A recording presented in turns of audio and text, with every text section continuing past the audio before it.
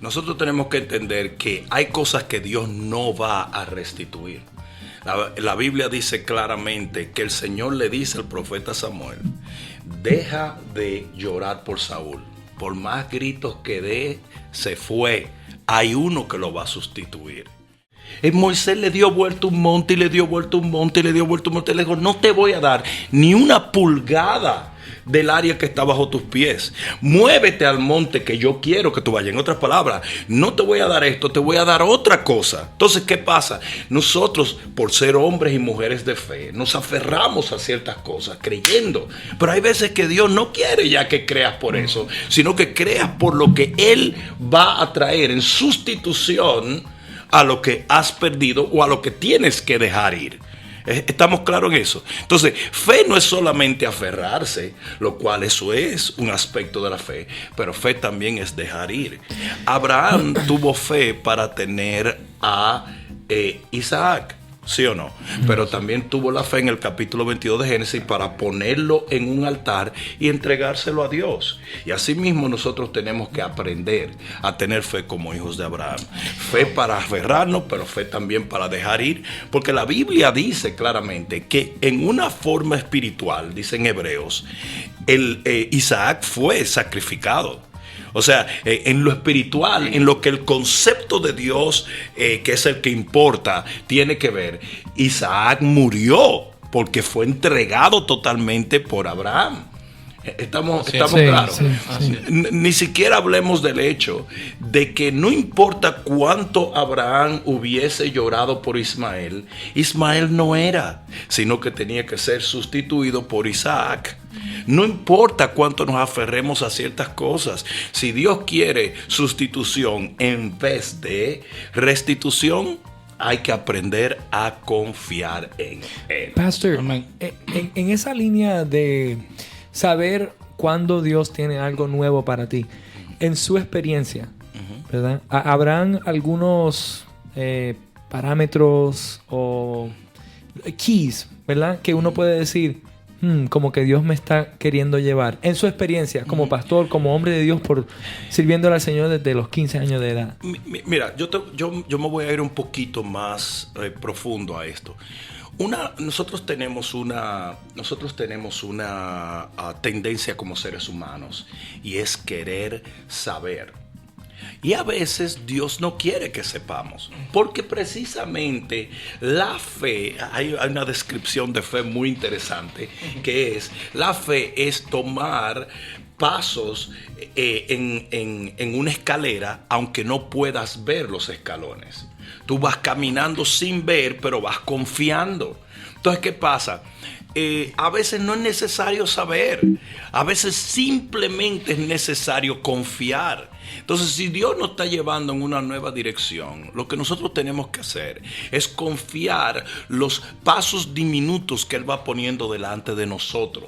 A veces nosotros tenemos, como seres humanos, como somos seres humanos, tenemos un temor muy grande a lo desconocido y queremos saber. Es por eso que nos encanta tanto las profecías. Oh my God, yo quiero saber qué dijo Dios, qué dijo Dios, qué dijo Dios. Llámalo por teléfono, llámalo, mándale un texto, dime. No, los más grandes milagros de la Biblia no sucedieron porque un ángel se apareció y dijo: y ahora pasará esto. No, incluso mientras más escabroso y más extraño sea lo que Dios te pone por delante, más demanda de tu fe, y a más demanda de tu fe, mayor es el milagro. No se nos olvide, escuchen esto, no se nos olvide que los milagros, por ejemplo, cuando Dios le dice a Moisés, hazte una serpiente de bronce y levántala, nadie había hecho eso. Y el hermano religioso que estaba en Facebook hubiera podido decir: eso es brujería. ¿Cómo van a hacer una serpiente, animal maldito? El Señor reprenda.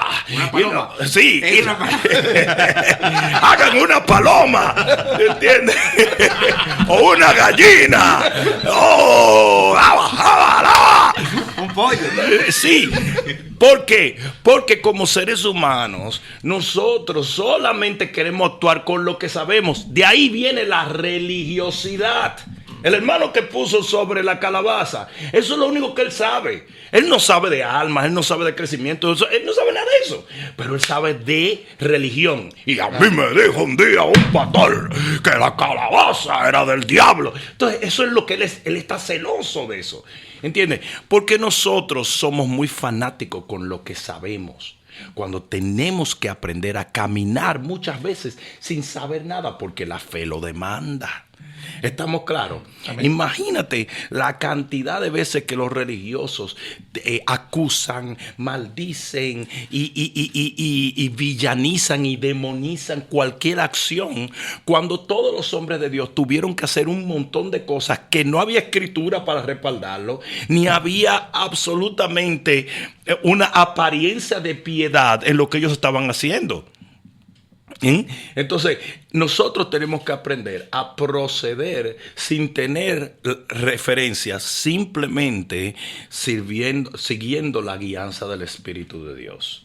Yo he estado en lugares donde Dios me dice cosas que realmente parecieran locas. Las hago y ahí viene el milagro, ahí viene la bendición, ahí viene la gloria de Dios. Entonces, no necesitamos saber cuándo dejar y cuándo soltar. Simplemente necesitamos ser guiados por el Señor y que Él enderece todo lo que tiene que enderezar y nos dé el producto final, que es realmente lo que nosotros queremos, que se haga su voluntad y no la nuestra. Definitivamente. Entonces, para saber lo que Dios está haciendo en nuestras vidas y lo que Dios va a hacer y tener la confianza, vamos a necesitar revelación.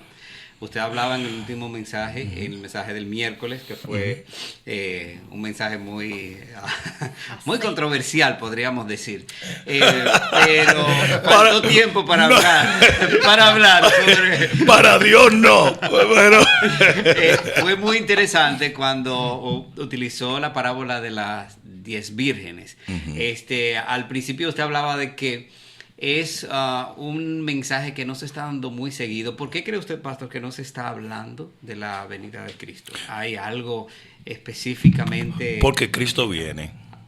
Y las profecías tienen que cumplir. Por supuesto, por supuesto. El enemigo siempre coarta, detiene, ataca el mensaje del momento. Por ejemplo, si cuando el Señor comenzó a enseñar prosperidad al pueblo de Dios, se levantaron un montón de gente en contra del mensaje de la prosperidad, a villanizarlo, demonizarlo, hasta que muchos pastores y ministros se intimidaron y dejaron de predicar algo que el Espíritu Santo estaba enseñando a la iglesia.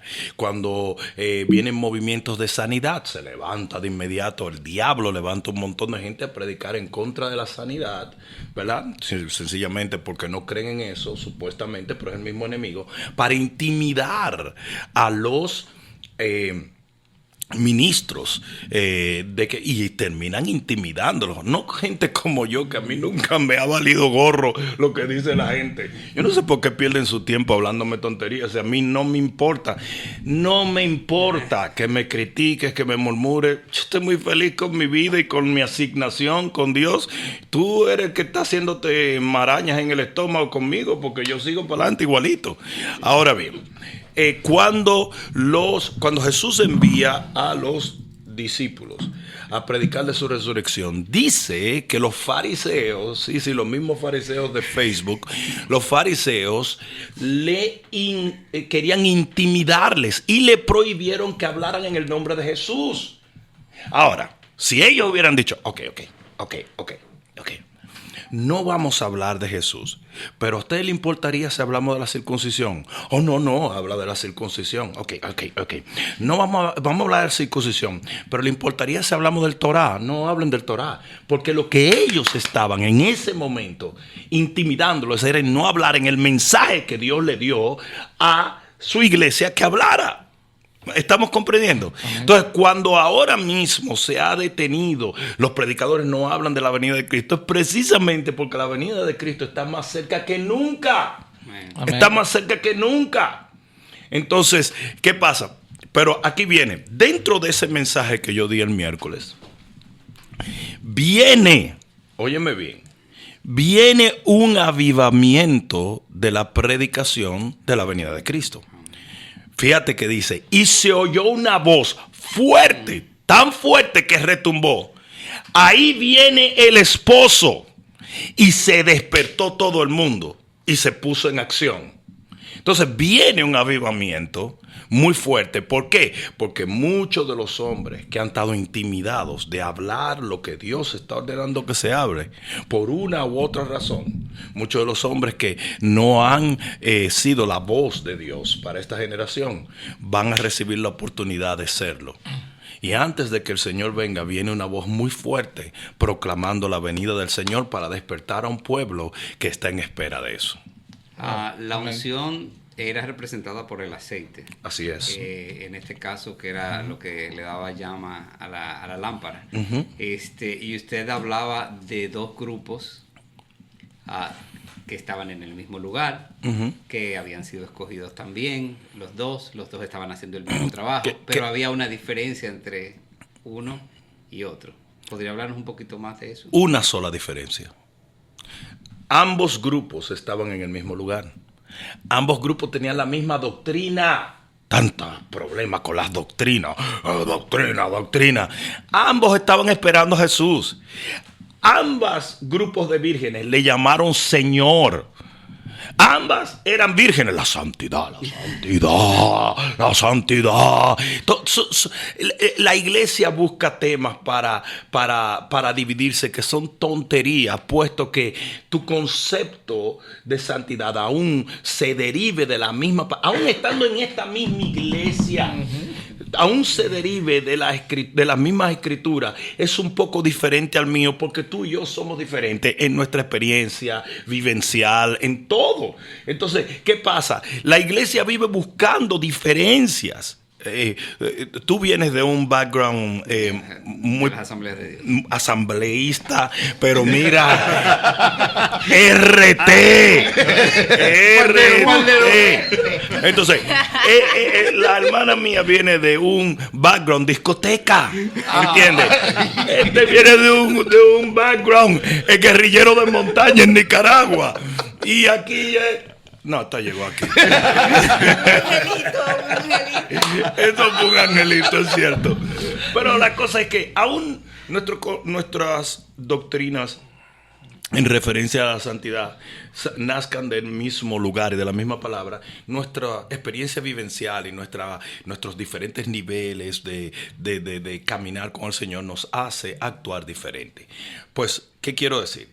En el contexto bíblico y en el concepto divino, las 10 vírgenes estaban en el mismo lugar, todas eran vírgenes, estaban esperando lo mismo, todas tenían lámpara, pero había una diferencia, y eso fue lo que Jesús quiso que se entendiera, y era su relación con el aceite, que es el Espíritu Santo, su relación con el aceite. Y entonces tenemos que entender que la mayor diferencia en cuanto a lo que Dios concierne en un creyente u otro es el nivel de su presencia, su relación, su coinonía, su comunión con Él. No lo doctrinal, no tu interpretación de esto o de lo otro, no, tu relación con Él. Ahí habían 5 vírgenes que eran prudentes por su amor, anhelo, voy a usar una palabra, obsesión con aceite. Las otras no tenían, sí, eran vírgenes y sí estaban en el mismo lugar y sí estaban esperando al Señor, pero no tenían un anhelo, ni una obsesión, ni un enamoramiento por el aceite. No lo tenían, eso era algo agregado, no era algo que estaba en el centro de su corazón, y por ende no era algo que ellas necesitaban invertir ni su energía, ni su dinero, ni su tiempo en ello. O sea, pastor, que se está predicando sin unción en este tiempo. La predicación de unción es extrañísima. Mucha sabiduría se está predicando y poca unción. ¿Diga lo que usted quiere decir? Sí, hay mucho humanismo en los púlpitos hoy en día. Extremo. Mucho humanismo, muchos conceptos, mucha psicología, mucha política, mucho... sí. Hay de todo. Estamos hablando de una generación que literalmente ha llenado nuestros púlpitos de una aparente relevancia, pero una ineficacia patética espiritualmente hablando. ¿Y por qué la gente sigue? ¿Cómo podemos nosotros, de alguna manera, darle un poquito de luz a la gente que quiere saber dónde hay unción en un mensaje? ¿Qué caracteriza un mensaje que tiene unción del Espíritu Santo y otro que está cargado de conocimiento simplemente? Yo creo y de que ciencia? el efecto, porque todo árbol se conoce por el fruto. Y yo creo que el efecto del mensaje, lo que produce tu mensaje, lo que produce un mensaje, lo que produce una palabra, es lo que nos debe de llevar a evaluar si el mensaje es de Dios o no. O sea, decía el gran Spurgeon, el gran predicador, decía, cuando la gente, el príncipe de los predicadores, ¿cierto? Decía, cuando se predica el evangelio, o la gente se disgusta extremadamente o se quebranta, pero no puede quedar sin efecto. Si usted se sienta a escuchar un predicador y lo único que le produce es un good feeling, un buen sentimiento, olvídese. No, mira, cuando se está predicando bajo la unción, tú estás tratando de concluir el mensaje y ya la gente se está parando para correr al altar. Es impresionante. Cuando no hay unción, lo que hay es un intelecto desarrollándose en un púlpito. Tú tienes que forzar a la gente a que venga al altar. No sé si me entienden. ¿Por qué? Porque cuando la palabra se predica con poder, el impacto es tan fuerte que la respuesta es igual de fuerte. Pastor, en esa línea hay una pregunta o más o menos varios comentarios. Entonces, es importante congregarnos porque, o sea, hay gente que está escribiendo, pastor, por eso es que yo no me congrego, no me siento que encuentro un lugar o esto y lo otro. Estás más perdido que Adán en el Día de las Madres, papito. Eso es algo fuera de serie. El cristiano, y voy a decir algo que es casi un cliché, pero el cristiano que no se congrega es como un futbolista que no tiene equipo, como un soldado que no tiene ejército. No como un hombre que no tiene suegra. Bueno, no, esa se coló, esa no. No, eso se coló. Ok, hubo había una universidad, esta es una anécdota interesante, pero había una universidad que tenía, en los Estados Unidos, que tenía una iglesia, ¿verdad? Pero llegó y se levanta en esa universidad un movimiento muy fuerte de un joven predicador que comenzó a predicar y a evangelizar dentro de la universidad. Y el pastor comenzó a darle su fuetazo porque nadie de los que se estaba convirtiendo se estaban congregando. Era un movimiento como a lo suelto, ¿verdad? Y un día ese joven, lleno de ira, como son todos los jóvenes que creen que saben más que cualquiera, vino a visitar a ese pastor en Canadá, en la universidad, que él tenía una casa dentro de la universidad. Y cuando entra a la casa, el viejo pastor, estaba sentado al lado de la chimenea, de la hoguera. Y entonces el joven le dice, ¿por qué? Si yo estoy haciendo la obra de Dios, tú me estás atacando y diciendo que mi gente no se congrega y bla, bla, bla. Y el pastor hizo así. Y con las tenazas de hierro tomó un pedazo de madera del fuego y lo puso en medio de ellos dos. Y le dijo, mira. Y de repente ese pedazo de madera fue apagándose hasta que solo quedó humo. Y él le dijo, por eso se necesita congregar la gente. A mí no me importa cuánta unción tú tengas.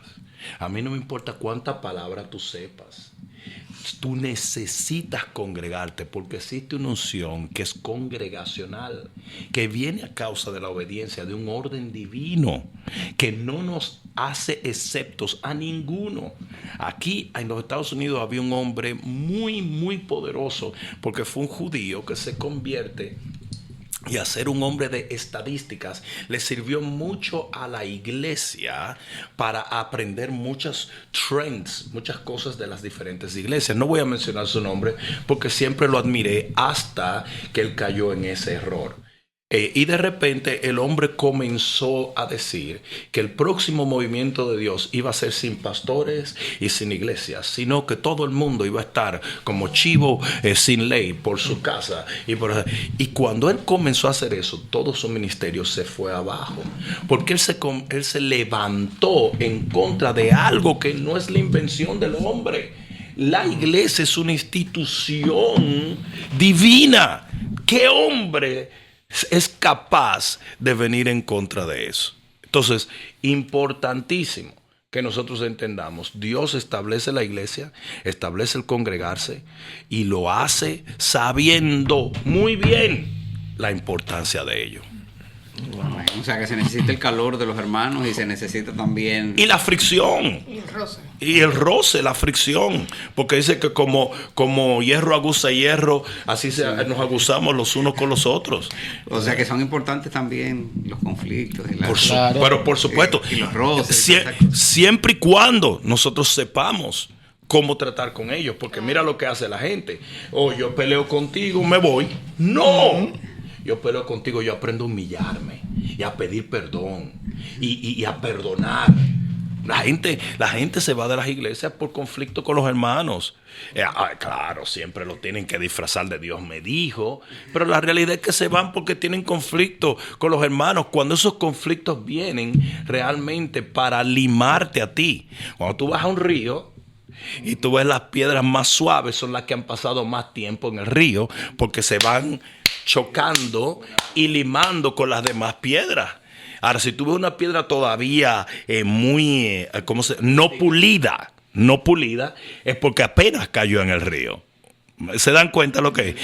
Eso, ¿te acuerdas de esas piedras suavecitas que tú ves en los ríos? Eso, tú las oyes, crack, crack, crack, crack, como la corriente las va llevando y se va chocando y limando con las demás.